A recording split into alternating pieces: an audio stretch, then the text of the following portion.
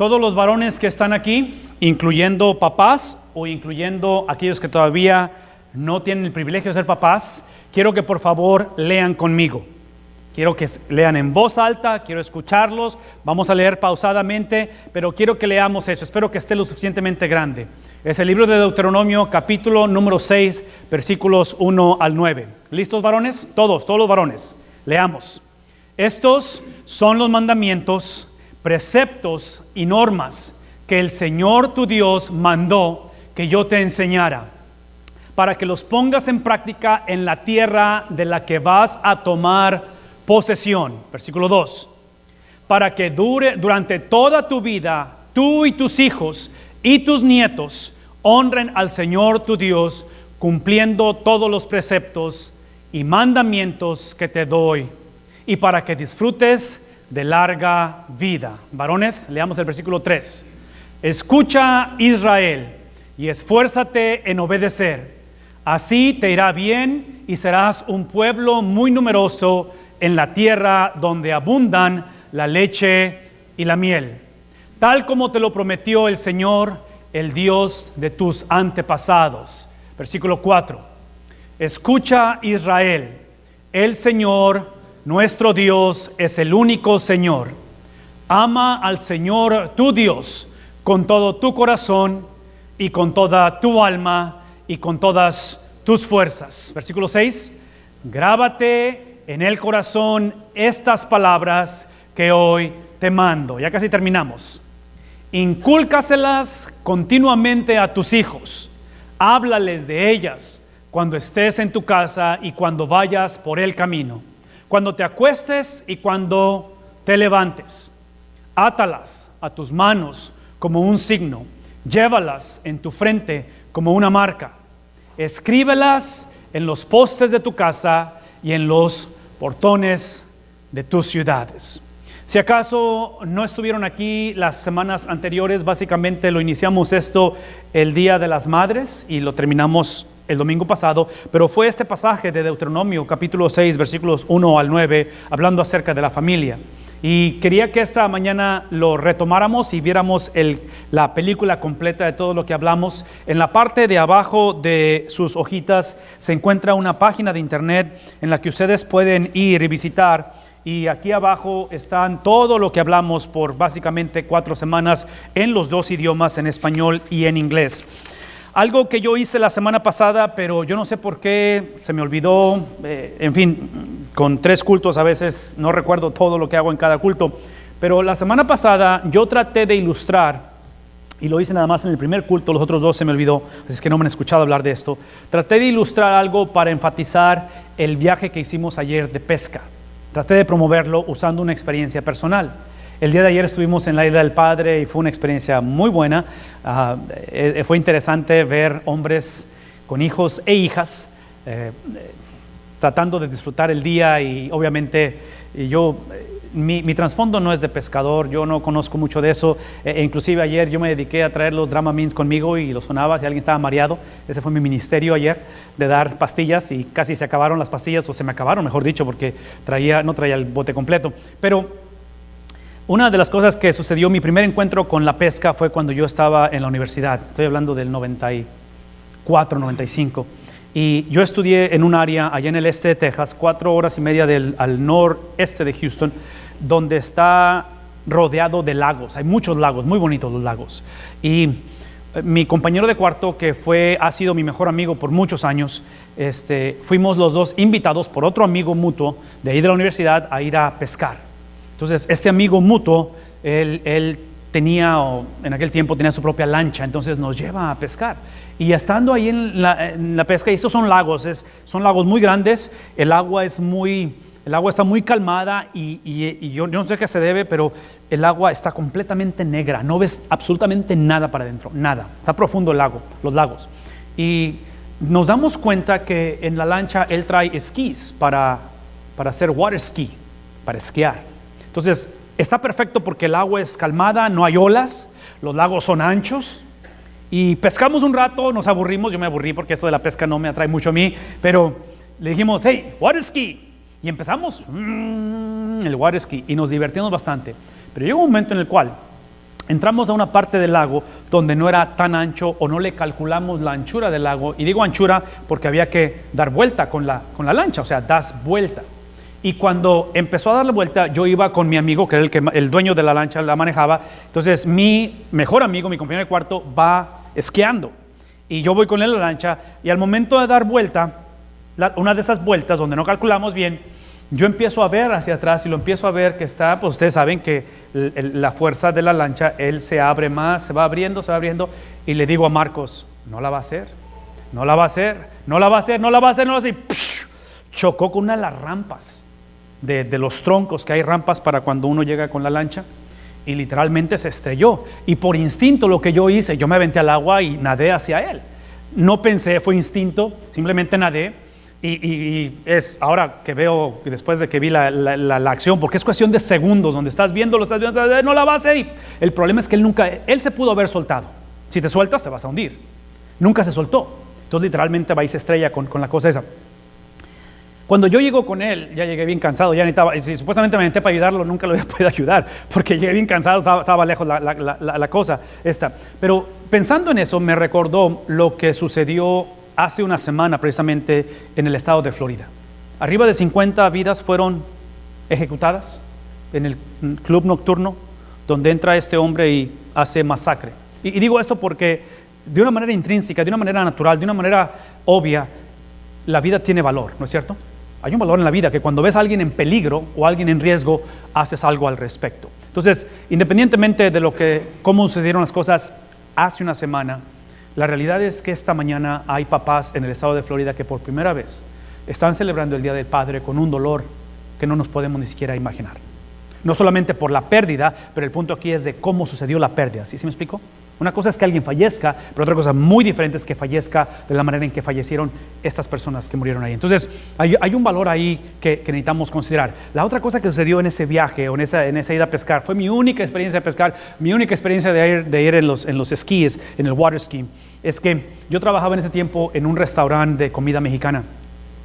Y el día siguiente que fuimos a trabajar, estando ahí, fue la novedad de la ida a pescar y la ida al e inclusive mi compañero de cuarto y yo trabajamos juntos, entonces llegó todo moretoneado y raspado y todos preguntando, ¿qué onda? ¿Qué te pasó? Y platicando la aventura. Y una chava que trabajaba con nosotros, sí, porque estos lagos son muy grandes y la gente literalmente vive en los lagos, vive así en la orilla de los lagos, tienen sus casas ahí. Y la muchacha saca una foto y nos enseña la foto, que era ya de noche la foto, y la foto tiene un montón de puntitos rojos por todos lados. Entonces le digo, ¿dónde es esto? Dice, es el lago, se llama Cattle Lake, es uno de los lagos. Y le digo, ahí estuvimos ayer anoche, nosotros ahí esquiando y nadando, y pues tenías que nadar porque cuando te caías tenías que nadar a la lancha. ¿Y qué son esos? Dice, son los lagartos que hay. Entonces yo digo, a ver, me estás diciendo que donde andábamos ayer, nadando, había lagartos. Dice, está lleno de lagartos por todos lados. Y yo, wow.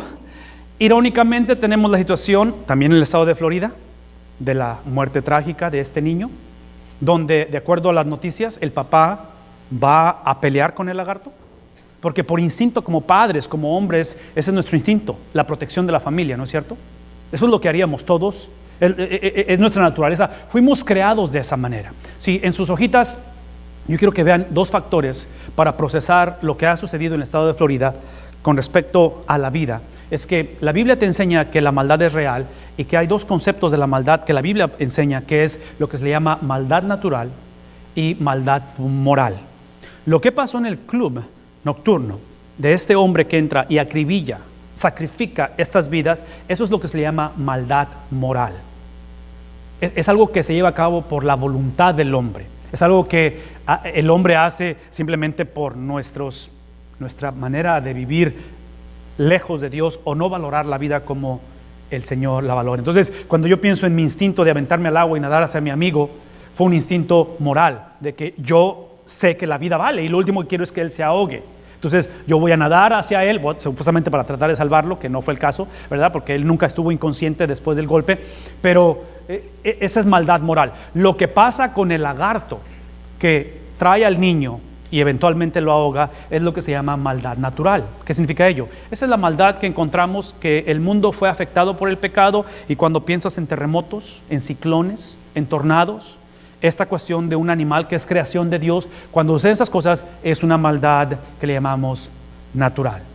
Entonces, en un día como este, cuando pensamos en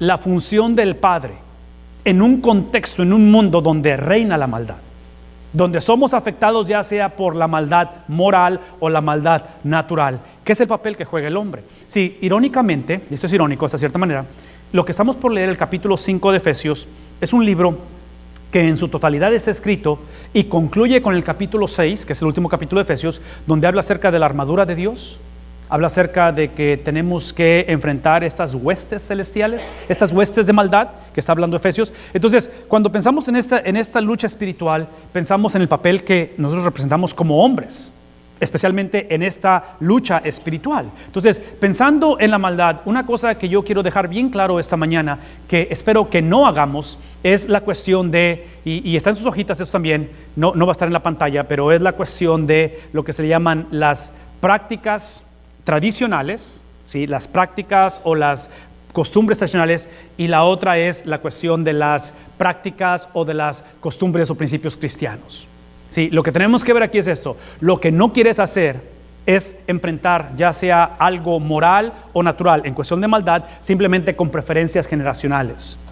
En otras palabras, lo que no quieres hacer es enfrentar la realidad de un mundo que está afectado por la maldad y simplemente decir, bueno, esto es lo que mi papá me enseñó, esto es lo que hicimos en la situación anterior. Llega un momento en el cual, para poder ser hombres que realmente tengamos y funcionemos de acuerdo a para lo que fuimos creados, tenemos que tomar los principios de la Biblia. Ahora, cuando hablo de esto, porque otra vez, regresando a la cuestión de lo que pasa en Florida, especialmente del club nocturno, donde está la matanza de estas personas, ¿sí? La gente procesa esto de diferentes maneras. El hecho de que era un club de homosexuales, el hecho de que era un club, si no me equivoco, estaban celebrando algo en cuestión de hispanos, ¿es el caso? No recuerdo eso, pero algo tiene que ver con cuestiones étnicas. Tú podrás decir lo que quieras y podrás procesarlo como tú quieras. Al final de la historia, como padres, como hombres, nuestro llamado en un momento dado no es tanto el que evitemos la maldad, porque mucho de esta maldad, ya sea natural o sea, en este caso, en la cuestión espiritual, es inevitable. Estamos en un mundo que nos afecta. El punto aquí es cómo la procesamos. Y cuando hablo de esto es que evitemos lo que hemos hecho muchas veces. Y ustedes han visto esta foto anteriormente, es la foto del encuentro entre David y Goliat. Sí, las preferencias generacionales en el mundo cristiano, cometemos el error de decir que como cristianos, nosotros en la historia de David y Goliat, el gigante contra este pastorcito, nosotros somos David y Goliat es el enemigo, es la maldad, son los problemas, son los retos, y si simplemente pones tu fe en el Señor y tienes la valentía, tú vas a derrumbar ese gigante. Sí, esa es una preferencia generacional. El principio bíblico de esta historia es que Cristo es David, este pastorcito, y Cristo, solamente Cristo, no tú ni yo con fe o con determinación o con tenacidad. Cristo solamente puede vencer la maldad. ¿Quiénes somos nosotros en la historia? Somos el pueblo de Israel, que todo el tiempo ha estado temeroso, ha estado deprimido, ha estado confuso, y al final nunca le entró al reto de Goliat. ¿Sí me explico? Esos somos nosotros. ¿Qué implica ello? Que tengamos cuidado que cuando queremos procesar la maldad, cuando enfrentamos y preparamos como padres una generación de hombres y mujeres para que naveguen un mundo en el cual reina la maldad. Y otra vez, cuando hablo de maldad, regreso a lo que les acabo de decir, ya sea maldad natural o sea maldad moral, cualquiera que sea el caso, sí, tenemos que entender que el llamado es enseñarle a nuestros hijos que la moralidad, tan importante como es que nuestros hijos mantengan una vida moral, eso no es suficiente. ¿Qué quiero decir con ello? Que muchas de las veces, por el hecho de que los criamos en la iglesia, asumimos que son cristianos.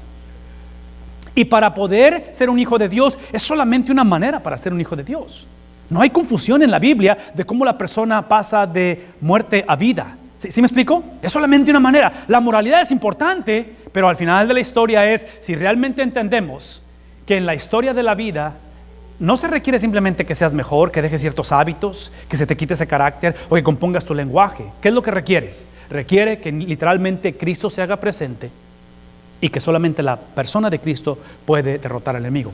El punto es este, y esto lo hemos hablado muchas veces. Como padre, mi trabajo es enseñarle a mis hijos que conforme enfrentamos la maldad, nosotros enfrentamos la maldad no para vencerla, la enfrentamos porque ya la hemos vencido.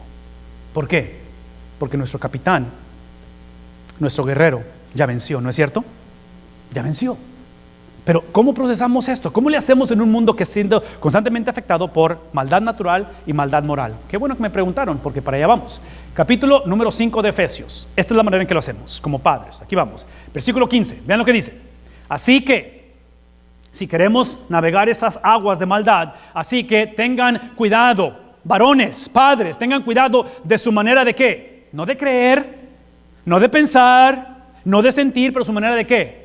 De vivir, que es el producto de cómo pensamos y cómo sentimos, ¿sí? Nuestras acciones es el producto de estas cosas. De tal manera que vean esto, eso es lo que tenemos que tener cuidado, de que no vivamos como ¿qué? Como necios, sino que vivamos como sabios. ¿Por qué? Bueno, tenemos que hacer esto porque tenemos que aprovechar al máximo cada momento oportuno, de tal manera que entendamos, vean lo que dice al final del versículo 16, entendamos que los días son, ¿qué cosa? Están llenos de tanto natural como moral, llenos de maldad. Por lo tanto, si estamos dispuestos esta mañana a ser hombres que tengamos cuidado de no vivir como necios, sino como sabios, vamos a ser hombres que vamos a aprovechar al máximo cada momento, reconociendo que la maldad es real, reconociendo que estamos en una cuestión de guerra espiritual, en una cuestión de preparación de una realidad. Vean lo que dice, por lo tanto, dejen, dice Pablo, dejen de ser, ¿qué cosa? Sí, la carta de Efesios está escrita principalmente, esto lo hablamos el miércoles, estuvieron aquí el miércoles, sí, está escrita principalmente por la cuestión de que había mucha herejía, había mucha confusión doctrinal en estas iglesias de esta provincia de Colosa. Entonces, a raíz de la confusión doctrinal, Pablo está diciendo, dejen de ser insensatos, sino que entiendan, asimilen, tomen, sí, cuál es la, ¿qué cosa? En otras palabras, vean lo que está sucediendo. Cuando ignoramos la voluntad de Dios, sin excepción o sin realmente creerlo, automáticamente nos convertimos en lo que dice el versículo 15. Si cuando ignoramos la voluntad de Dios, vamos a ser hombres que no vamos a vivir con cuidado. Tal vez vamos a creer lo correcto porque decimos, es que yo oro, es que yo como quiera, yo voy a la iglesia, o sea, todo es importante, pero es nuestra conducta, me explico, por eso leímos versículos 1 al 9 de Deuteronomio, es nuestra conducta la que determina si realmente estamos viviendo bajo la voluntad de Dios. Seremos hombres necios, versículo 15, hombres necios, no seremos hombres sabios, seremos hombres que, versículo 16, no aprovecharemos al máximo cada momento y no reconoceremos que los días son malos. Vamos a vivir pensando que todo está bien, que simplemente es karma o es mala suerte o ya le tocaba, ¿sí? Y al final seremos hombres insensatos. Entre paréntesis, rápidamente, antes de que se me olvide, porque eso es importante, en sus hojitas. La voluntad de Dios, ahí está en sus hojitas, la voluntad de Dios es similitud a Cristo. Por favor, escúchenme, porque esto lo he explicado varias veces y lo voy a decir una vez más. La voluntad de Dios, si ustedes esta mañana están dispuestos a decir, ok, no quiero ser un hombre insensato, no quiero ser un hombre que no reconozca la maldad de nuestros días, si no quiero ser un hombre, que en un momento va a ser recordado por el hombre que no vivió con sabiduría, tenemos que entender esto. La voluntad de Dios es simplemente la vida de Cristo cuando Él nace virginalmente de María hasta el momento en el cual es llevado a un juicio ilegal. ¿Recuerdan el aposento alto? ¿Recuerdan el aposento alto cuando está ahí tomando la última cena, lava los pies de los discípulos y de ahí sale al huerto a orar y llega a Judas con los soldados romanos y se lo llevan preso? Ese lapso, básicamente 33 años de vida. Esa es la voluntad de Dios. ¿Qué significa ello? Escuchen lo que voy a decir. La voluntad de Dios es simplemente que así como entregamos nuestro pecado a Cristo, que el pecado a Cristo se lo entregamos por lo que hace cuando es enjuiciado hasta el momento en que es resucitado. ¿Todos conmigo? Enjuiciado, ¿sí? El sacrificio de Cristo, ahí es donde nosotros podemos decir, aquí está mi maldad porque con tu sangre me has perdonado. Pero ¿qué es lo que pasa ahora cuando existe ese intercambio? Maldad por su justicia, maldad por su vida perfecta es la que nos entrega en ese periodo anterior, de tal manera que esta similitud a Cristo empieza reconociendo que todo papá y se la voy a traducir a la versión del Valle. ¿Ven el paréntesis? Todo papá liquea.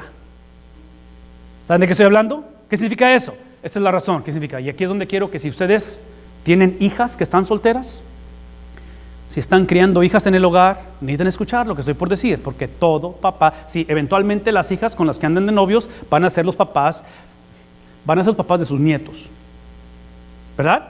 ¿Sí o no?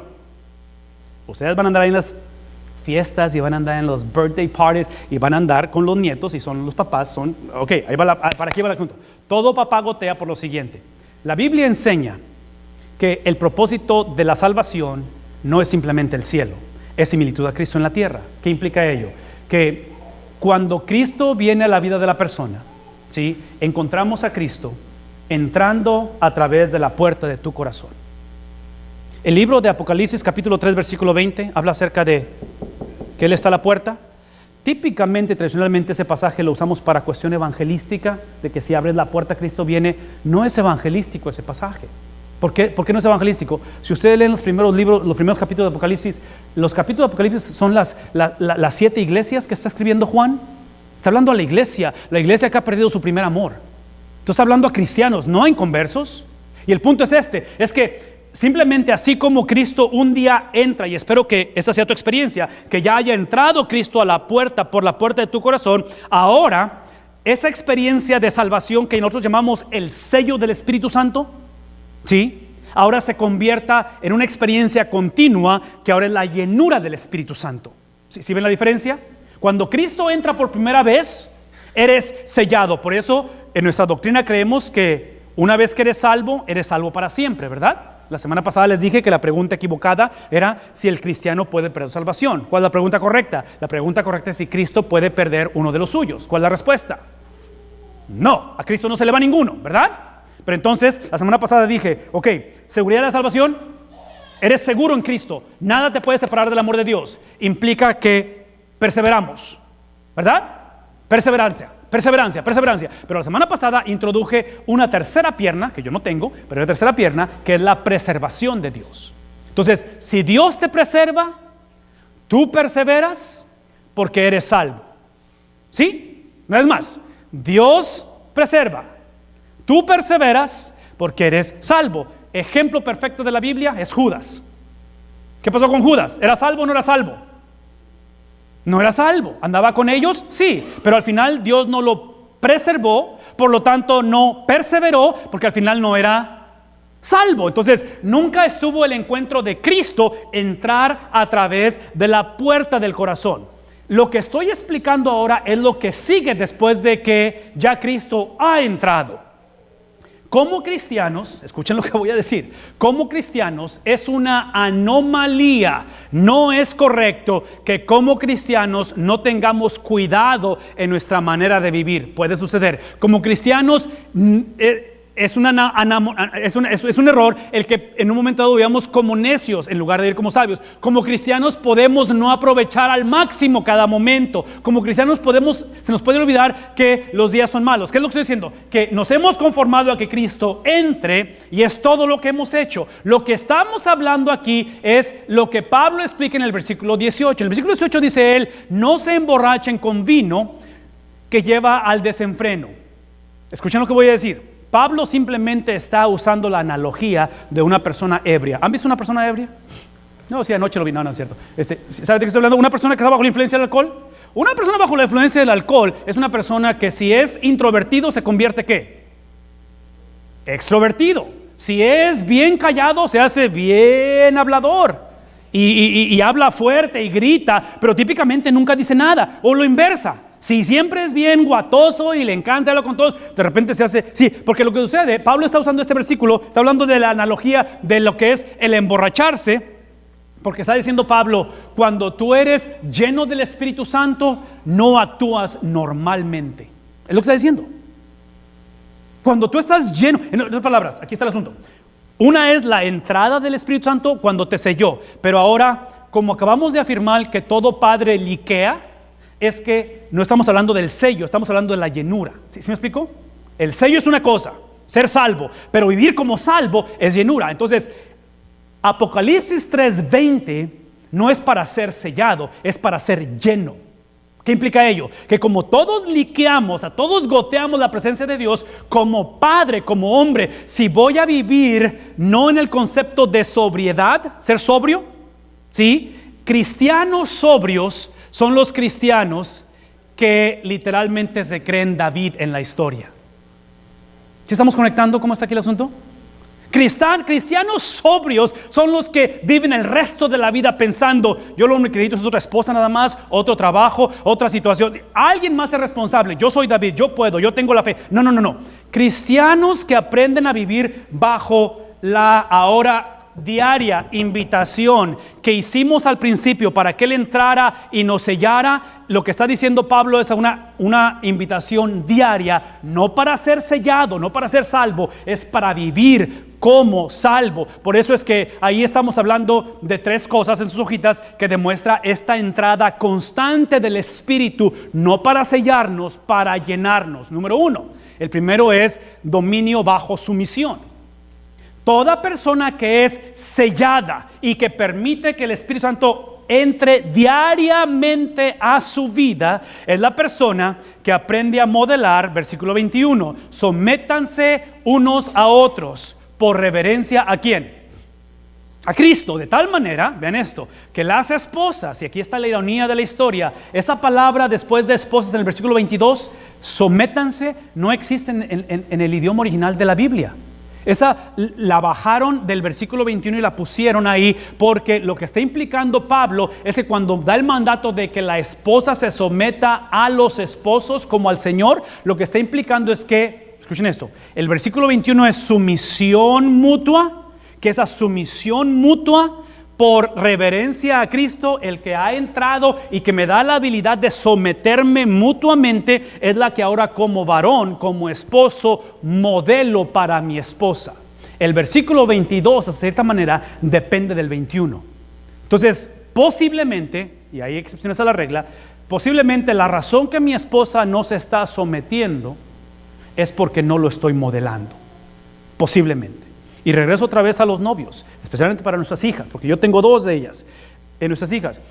Yo batallo cuando veo que si la muchacha anda de novia o escoge un novio que no está modelando sumisión al Señor, se casan y ahora como esposos esperan que ahora se someta al Señor si no se sometía antes. ¿Sí me explico? No está conectando aquí el asunto, pero observen cómo el punto es este. El punto es de que el hombre, el varón, fue puesto por función, no por esencia, por función como el líder del hogar. Y la mujer desea un hombre que sea su líder. Pero ese líder, ese liderazgo de dominio, de control, está en el concepto de sumisión. ¿A quién? Sumisión por reverencia a Cristo, sumisión como al Señor, versículo 22, que ahora es reflejado, vean la línea que sigue, es reflejado en amor. ¿Por qué en amor? Sí, ahora sí, los hombres están diciendo, oh sí, amor, eso me encanta, ese lenguaje me encanta del amor. Sí, escuchen esto. La sumisión mutua lleva a que la mujer sienta, no solamente sepa, ¿están escuchando lo que estoy diciendo? Sienta ser amada. Y yo sé que para el hombre típicamente amor se traduce en la relación física. Tristemente para nuestra desgracia como varones, no está hablando Pablo de eros, está hablando de agape. Esposos, ¿qué es lo que dice? Amen a sus esposas. No está hablando de eros, no está hablando de la relación física, está hablando de la relación agape, de tal manera que así como Cristo amó a la iglesia, así también nosotros nos entreguemos por ella. Escuchen lo que voy a decir. Las tragedias que mencioné al principio de la maldad moral y la maldad, en este caso física, o la maldad que vemos en el mundo, sí, con las cuestiones de la naturaleza, sí, ¿estarían de acuerdo conmigo si les dijera que como cristianos, como hijos de Dios, después de que Cristo entra a mi vida y aún si el Espíritu Santo me está llenando todos los días, eso no me hace exento de la maldad? ¿Sí saben eso o no saben eso? Yo espero que no salgan de este lugar diciendo, si entro por la puerta y dejo a Cristo que entre, o el Espíritu me está llenando todos los días, voy a estar exento. No vas a estar exento, pero escuchen lo que voy a decir. La diferencia que hace la entrada de Cristo por primera vez o la entrada continua de su Espíritu para llenura, cuando la maldad se hace presente, es que Cristo me ayuda a que la maldad, escuchen eso, la maldad, con todo lo que sucede, con toda la fragmentación, con todo el dolor, y otra vez, esta mañana hay padres en Florida que están viviendo esta realidad, es que la maldad en la agenda de Cristo al final da la presencia de Cristo. Si leen la historia de Job, ¿recuerdan que Job le avienta un montón de preguntas a Dios? Y Dios no responde las preguntas. ¿Qué es lo que le da Dios al final como respuesta a sus preguntas? ¿Qué le da? Le da su presencia. En otras palabras, para el cristiano, la maldad, al final obtenemos a Dios. Cuando se trata de amor, versículo 25, y dice que los esposos amen a sus esposas, escuchen esto: el producto del amor que yo doy a mi esposa, el producto del amor que me está llevando la Biblia a dar, escuchen esto, es la formación del carácter de Cristo en ella. Yo soy responsable de que así como Cristo entró a mi corazón un día y así como el Espíritu Santo está entrando constantemente, no para salvarme, pero para simplemente llenarme, soy responsable de que esta experiencia se reproduzca en ella, en mi esposa. De tal manera que yo como esposo soy hasta cierta manera su salvador, soy hasta cierta manera su santificador. ¿Sí me explico? Entonces esta mañana, si mi esposa está caminando en similitud a Cristo, de acuerdo a lo que estamos diciendo, ven el versículo 28, dice, asimismo, ¿quién? El esposo que ya debe de estar lleno de la presencia de Dios, debe de, no eros, pero agape, debe de agape a su esposa y la tiene que hacer agape como su propio cuerpo, de tal manera que el que ama a su esposa, ¿qué es lo que está pasando? En otras palabras, escuchen lo que voy a decir. ¿Sabían ustedes como varones, saben ustedes que la mejor manera de amar mi trabajo es amando a mi esposa? ¿Sabían ustedes que la mejor manera de amar a mis hijos es amando a su mamá? La mejor manera de amar la iglesia es amando a mi esposa. ¿Por qué? Porque el propósito del matrimonio, lo hemos dicho muchas veces, es que caminemos en unidad y nos hagamos uno constantemente. Por eso inclusive, vean cómo describe esto, ¿sí? Dice el apóstol Pablo, ese es el propósito del matrimonio. Por eso dejará el hombre, versículo 31, ¿a quién? ¿A quién va a dejar? Va a dejar a su padre y va a dejar a su madre. Y cuando deja a su papá y deja a su mamá, los deja con el propósito de ¿qué? De que pueda unirse a su esposa. Entonces, escuchen lo que voy a decir, porque la línea que está ahí por llenarse está en la parte de arriba de lo que está ahí, es la palabra exclusividad. Si ustedes leen el versículo de abajo para arriba, se van a dar cuenta que unirme a mi esposa nunca va a suceder si sigo tratando a mis padres como si son mi familia. Escuchen lo que estoy diciendo. Mis padres se han convertido en mi familia inmediata. Mis suegros son familia inmediata de mi esposa, no son su familia. Yo soy su familia. Porque el punto aquí es exclusividad, de tal manera que dice, los dos llegarán a ser un solo cuerpo. Si el punto de esto es caminar en exclusividad. El punto de esto es que así como, por favor escuchen, así como un día abrí la puerta del corazón, Cristo vino a mi vida y eso hizo una relación exclusiva. Hemos leído el Antiguo Testamento, el libro de Nehemías lo leímos hace algunas semanas y estamos hablando de exclusividad. El libro de Deuteronomio que leímos habla acerca de que este pueblo de Israel eventualmente entra a la tierra prometida y tristemente se prostituyen, no mantienen exclusividad. ¿Se me explico? Entonces, hablar de una llenura del Espíritu Santo, hablar de una entrada constante, diaria, no para salvación, pero para llenura, habla de exclusividad. Ese mismo concepto de exclusividad entre Dios y yo tiene que filtrarse en exclusividad entre mi esposa y yo en todos los ámbitos de la vida. De tal manera que decir que ahora vivo en sumisión mutua, decir ahora que la amo, es hacerle entender a ella que ella es lo más importante para mí. Escuchen esto, de tal manera que lo mejor que le puedo dar a mis hijos es un matrimonio saludable. Eso es lo mejor que le puedo dar a mis hijos. Y yo estoy a favor de que les demos bienes y que les demos educación y todo eso es importante y qué bueno que lo hacemos. Pero nada puede sustituir el hecho de que podamos nosotros dejar a nuestro padre y nuestra madre. Sí, escuchen esto. El concepto del matrimonio a la luz del Evangelio, a la luz de la entrada del Espíritu Santo, automáticamente construye un diferente sistema de jerarquía o de estructura. Y por eso es que ahora mi familia no son mis padres, ellos son familia inmediata.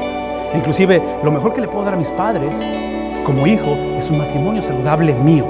¿No es cierto? Como aquellos que tienen hijos casados, ¿no es cierto eso? ¿No nos llena de gozo ver a nuestros hijos simplemente a desarrollarse como hombres o mujeres. Sí, por eso es que esta mañana yo quiero pedir a cada uno de nuestros padres presentes que se pongan de pie.